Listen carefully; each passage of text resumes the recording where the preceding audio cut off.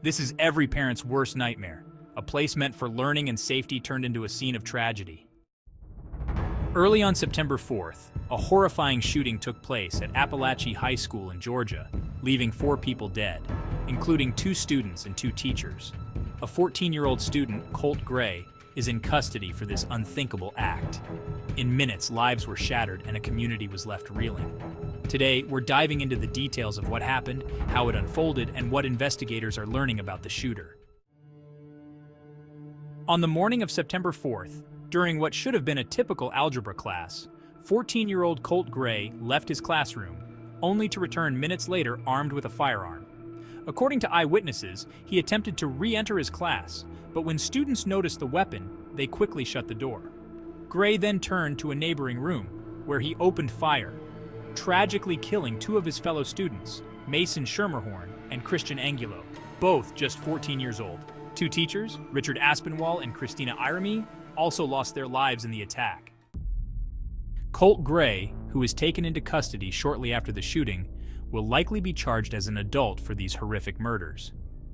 Authorities are still piecing together the motive behind the attack.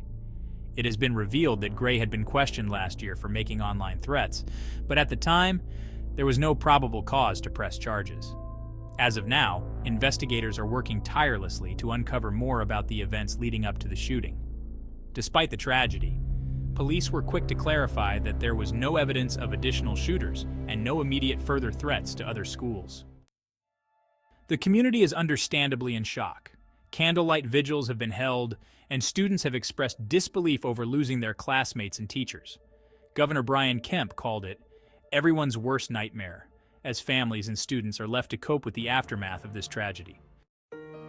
Right now, the focus is on healing.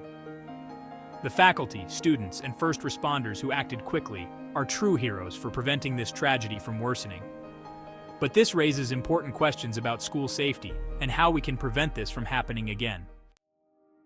If you or someone you know is struggling with the effects of this tragedy, please reach out for support. Our thoughts are with the victims' families and the community affected by this devastating event. Let's continue this conversation. What can we do to ensure our schools are safe for everyone? Leave your thoughts in the comments below. If you found this video helpful or important, please give it a thumbs up and consider subscribing for more updates on stories like this. Stay safe, and we'll see you in the following video.